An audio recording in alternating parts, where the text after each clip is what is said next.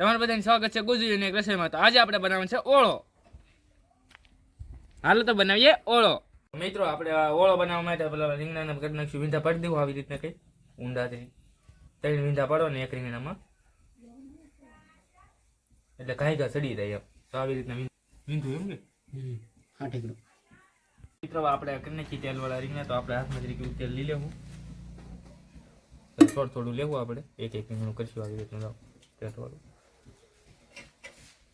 સારું બનાવ કાલે બગાડ નાખતા કાલ હું બગડ્યું કાલ કા સારું નતું બન્યું શાક મને એ મેં સાઈન કરીને પાડ્યા છે. હાલો તો મિત્રો હવે આ રીંગણાને શેકી નાખીએ. તો તેલવાળા રીંગણા દિન પછી આવા દેખાય દો મિત્રો.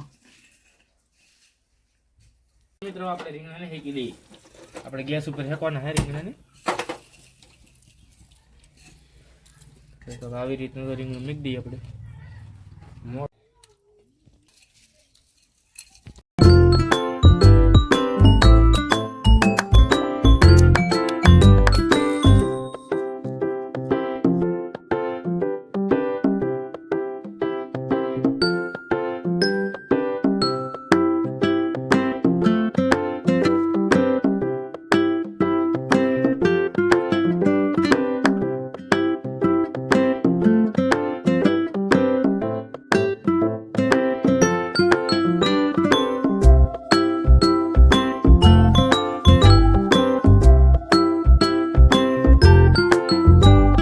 મિત્રો આપણે રીંગણા હેકાન થઈ ગયા છે તૈયાર. તો હવે હાલો ને ફોલવાના છે, તો હાલો ફોલી લઈએ રીંગણા.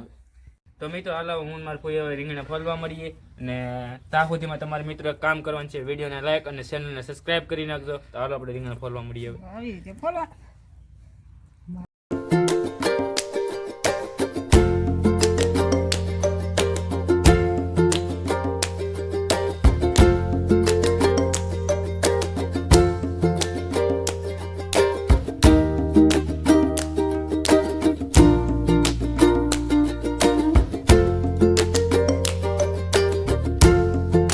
આપણે રીંગણા ફોલાઈ થઈ જશે તૈયાર. તો હવે આવી રીતના કંઈક ઓલા કરી લેવું આપણે. આમ હડેલા નથી ને, આમ જોઈ લેવું પેલા મિત્ર હડેલું છે. તો મિત્રો કંઈક આવી રીતના આમ જોઈ લેવાનું ખોલી. તમને ઓરેથી દેખાડું કેવું લો. હડેલું તો નથી મિત્રો, પણ હાલ છે હડેલું નહીં. હાલો મિત્રો તાને આવી રીતના કંઈક આવું તો કરી લેવું.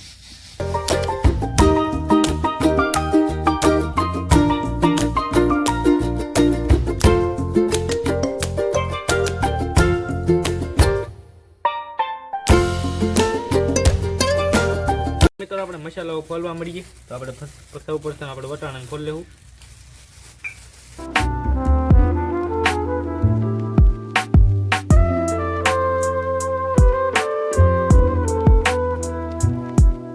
તો હવે મિત્રો આપણે ગેસને કરી લઈએ ચાલુ ઓળો બનાવવા હાટું.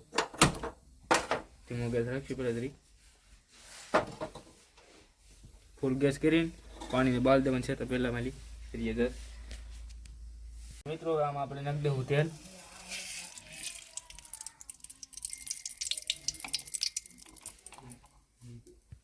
બધાને પેલા આપણે વટાણા અને વાલિયા નાખી દેવાનું છે મિત્રો.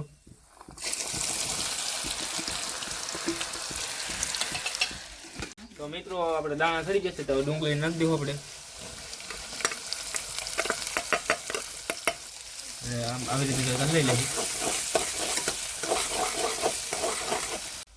તો મિત્રો આપણે નાખી દઈએ મીઠું. મીઠું નાખવાથી ફાયદો શું થાય? મીઠું નાખવાથી ફાયદો શું થાય તમને ખબર છે? મીઠું નાખવાથી ઘાય સડી જાય મિત્રો ડુંગળી. તો મિત્રો આપણે નાખી દઈએ ટમેટા. ટમેટા અને પછી એવી રીતે લઈ લેવું. મિત્રો હવે આપણે નાખી દઈએ મરચું.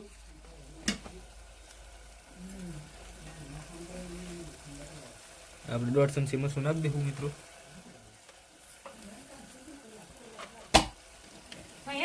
અને મિત્રો આપણે સ્વાદ અનુસાર થોડી હળદર નાખી દઈએ.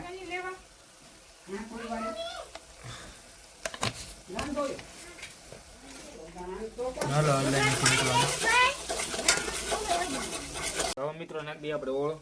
એટલે રીંગણા નાખી દઈએ એટલે આપણે ઓળો બનવાની પ્રોસેસ ચાલુ.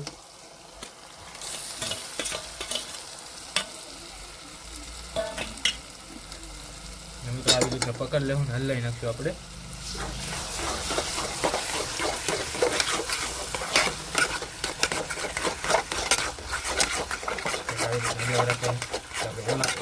કલર આવી જાય.